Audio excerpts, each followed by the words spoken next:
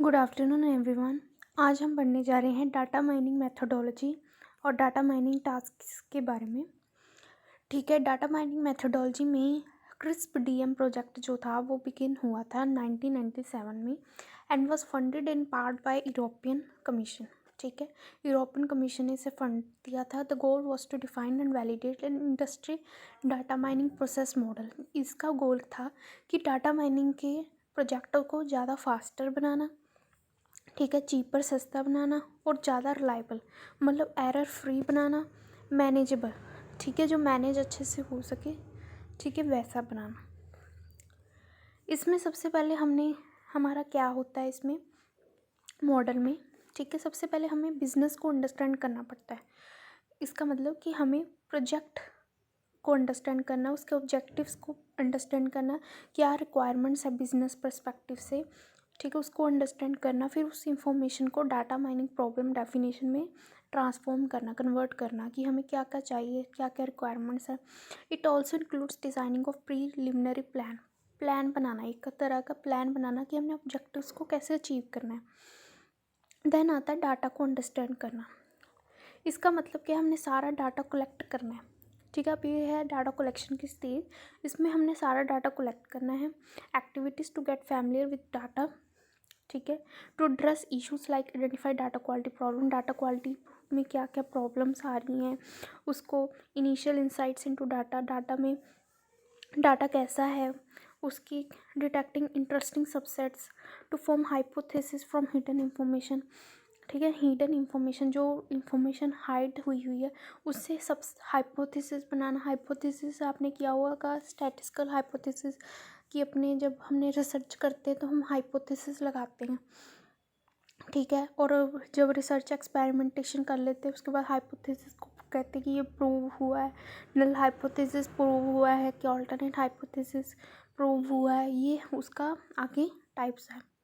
ठीक है, इसमें क्या होता है, सबसे पहले हमने डाटा को अंडरस्टैंड करना है, देन हमने डाटा को प्रिपेयर करना है। इसमें क्या है, final preparation phase includes all activities to construct the final data set that will be inputted into modelling tools. अब इसमें हमने सारा अच्छे से डाटा को प्रिपेयर करके रख लेना, समराइज़ करके, मतलब अच्छे से पूरा मतलब करके रख लेना है, सारा डाटा कलेक्ट कर लेना है। फिर उसके बाद फाइनल डाटा सेट, अगर उसमें से कुछ इररिलेवेंट इन्फॉर्मेशन हो तो उसको रिमूव कर दो। ठीक है, फाइनल डाटा सेट जो तैयार होता है, जो हमने मॉडल में यूज़ करना है, वो इसमें प्रिपेयर होता है। देन आता है मॉडलिंग। अब उसके बाद हमने डाटा मॉडलिंग करनी है। There are several techniques that can be use for similar types of data mining problem.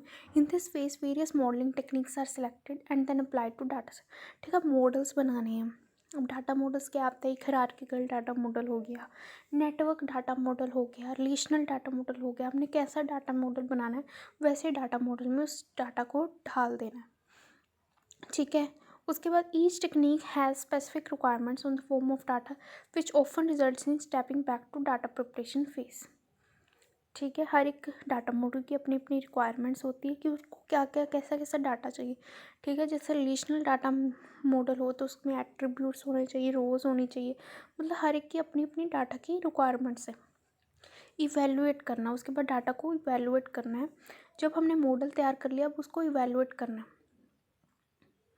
ठीक है, हर एक जो भी हमने स्टेप्स किए हैं मॉडल को कंस्ट्रक्ट करने के लिए उसको दोबारा से रिव्यू कर सकते हैं और डाटा को अच्छे से इवेलुएट कर सकते हैं। Key objective is to determine if there is some important business issue that has not been considered adequately. ठीक है, इवेलुएट कर लेना डाटा को कि हाँ मतलब हमने सारी इंपॉर्टेंट इन्फॉर्मेशन डाल दी है ना, बीच में कोई रह तो नहीं गई। At the end of this phase, we are ready to deploy the model and a decision on the use of results obtained should be reached. ठीक है, अब हमने मॉडल को आगे डिप्लॉय करना है, यूज़ करना है। ठीक है, और उसमें से जो भी रिजल्ट्स निकलते हैं उनको डिसीजन मेकिंग में यूज़ करना है कि हमने उसके बेस पे आके डिसीजन करने हैं कि अगर हमने सेल पे टेबल बनाया है, प्रोडक्ट वगैरह पे, प्रोडक्ट की सेल पे टेबल बनाया है, तो उनके जो भी रिज़ल्ट निकला, जो भी हमने नेट प्रॉफिट वगैरह निकाला उसको आगे डिसीजन मेकिंग में हमने यूज़ करना है। देन आता है डिप्लॉयमेंट। डिप्लॉयमेंट क्या होता है, the knowledge discovered needs to be organize and presented in a way that the client can use. अब हमने जो भी नॉलेज इसमें से डिप्लॉय कर लिया मॉडल, अब जो भी नॉलेज, जो भी तार्थ निकला है, ठीक है, उसको जो है आगे ऑर्गेनाइज करना है और ऐसे प्रेजेंट करना है कि क्लाइंट को वो यूज़फुल हो। ठीक है, उस मॉडल को ऐसे डिप्लॉय करना है कि वो क्लाइंट की रेलेवेंट हो, जो भी क्लाइंट को चाहिए वो उसे उस मतलब डिप्लॉय मतलब मॉडल से मिल जाए।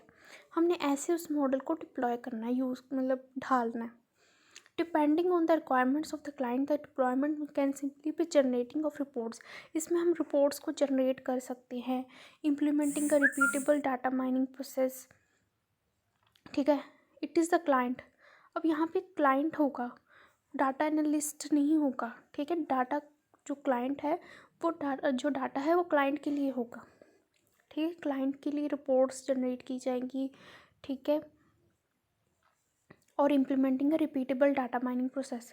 इसमें हम रिपीटेबल डाटा माइनिंग मतलब दोबारा से डाटा माइनिंग कर सकते हैं हम। मतलब अगर हमें कुछ अपने लिए पर्टिकुलर इन्फॉर्मेशन चाहिए तो हम डाटा माइनिंग करके वो एक्सट्रैक्ट कर सकते हैं। अगर हमें फिर भी नहीं मिली तो हम फिर से एक्सट्रैक्ट कर सकते हैं। मतलब उसमें से भी अगर हमें कुछ मतलब हमने इम्पोर्टेंट इन्फॉर्मेशन ले ली, अब उसमें से भी हमें कुछ और इम्पोर्टेंट चाहिए तो हम ऐसे रिपीटेबल डाटा माइनिंग कर सकते हैं। ठीक है, it is the client note the data analyst who will carry out deployment steps. ये जो डिप्लॉयमेंट स्टेप्स है ये क्लाइंट ही करेगा। ठीक है, डाटा एनालिस्ट नहीं करेगा क्योंकि क्लाइंट को अपनी रेलेवेंट जो भी इंफॉर्मेशन चाहिए वो खुद ही निकालेगा। Data analyst needs to be with the client. Data analyst को क्लाइंट के साथ रहना पड़ेगा to understand the corrective steps to be taken, ताकि वो उसकी रिक्वायरमेंट्स को फुलफिल कर सके, लेकिन जो स्टेप्स है वो क्लाइंट ही परफॉर्म करेगा। ठीक है, देन आते हैं डाटा माइनिंग के टास्क। अब डाटा माइनिंग के टास्क कौन कौन से होते हैं? इसमें दो तरह के टास्क होते हैं, एक होता है प्रेडिक्टिव, एक होता है डिस्क्रिप्टिव। प्रेडिक्टिव के नाम से ही पता लगता है ये प्रिडिक्ट करता है, कुछ भी फ्यूचर प्रिडिक्शन करता है। डिस्क्रिप्टिव होता है जो डिस्क्राइब करे। ठीक है, प्रेडिक्टिव के आगे 4 टाइप्स है: classification, regression, time series, prediction. ठीक है, the aim of predictive model is to predict the value of one dependent variable. ठीक है, किसी वैल्यू को प्रिडिक्ट करना जो उन पे डिपेंड करती हो। मतलब जो हमारे पास वैल्यूज़ हैं उन पे जो वैल्यू डिपेंड करती है, ठीक है, उनमें से एक वैल्यू हमने प्रिडिक्ट करनी है जो उन पे डिपेंड करती है। मतलब जैसा उनका होगा वैसा ही उसका अफेक्ट होगा। ठीक है, तो उसको प्रिडिक्ट करना। The variables being predicted can be categorical. जो वेरिएबल्स हमने प्रिडिक्ट करने वो कैटेगोरिकल होंगे, किसी कैटेगरी को बिलोंग करते होंगे। जो क्वांटिटेटिव इन नेचर होंगे, जो ठीक है न्यूमेरिकल से संबंध रखते हों, नंबर के रिलेटेड जो भी इंफॉर्मेशन है वो यहाँ पे प्रिडिक्ट करेंगे।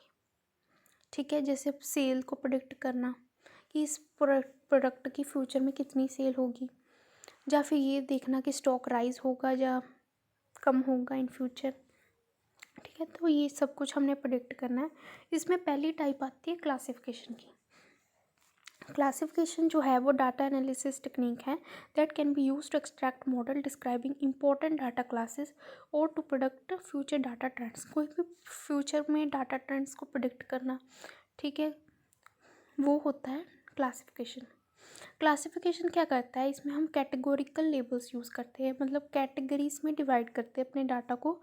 ठीक है, उनके ऊपर लेबल्स डाल देते कि ये किस कैटेगरी का है, फिर उसके बेस पे हम प्रिडिक्शन करते हैं। ठीक है, classification analysis help to organize the data. इसमें प्री डिफाइंड हमने क्लासेस बनाई होती है कि ये डाटा इसको बिलोंग करता है, ये इस क्लास को बिलोंग करता है, ये इस क्लास को बिलोंग करता है। कैटेगरीज बना दी, उन कैटेगरीज से देखना है कि उस कैटेगरीज के बेस पे हमने प्रिडिक्शन करनी है। ठीक है, also known as supervised classification, इनको हम सुपरवाइज क्लासिफिकेशन भी कहते हैं। Classification uses the given class labels to order the objects in the data collection. For example we can build classification model to organize bank loan applications. अब हमें bank loan applications आई, ठीक है, bank ने loan देना है तो bank के पास applications आई। कुछ एप्लीकेशंस थोड़ी सेफ़ है, कुछ रिस्की हैं। ठीक है, ये उनके लेबल्स हो गए, कुछ रिस्की हैं कुछ सेफ़ हैं। अब उसके बेस पे हम फ्यूचर प्रेडिक्शन करेंगे कि हम लोन किनको देंगे। ठीक है, जो सेफ़ वाली होंगी उनको देंगे, रिस्की वाली को कम देंगे। ठीक है। Classification approach typically uses a training set. इसमें ट्रेनिंग सेट का यूज़ किया जाता है where all objects are already associated with predefined class labels. ठीक है। ट्रेनिंग सेट होता है जो डाटा हमने डालना है बीच में। ठीक है। वो जो होता है वो क्लास लेबल्स को बिलोंग करता होगा, जो भी क्लास लेबल्स उनमें मेंशन है उन सब के साथ वो रिलेटेड होगा। क्लासिफिकेशन एल्गोरिथम दैन ट्रेन्स और learns from the training set and builds a model. Classification algorithm फिर उन ट्रेन करेगा, लर्न करेगा, मतलब वो डाटा से कुछ सीखेगा कि ये डाटा कैसा है, मतलब इस डाटा की कैसी टाइप है, मतलब ये सारा कुछ देखेगा, उस हिसाब से ये मॉडल तैयार करेगा। ठीक है।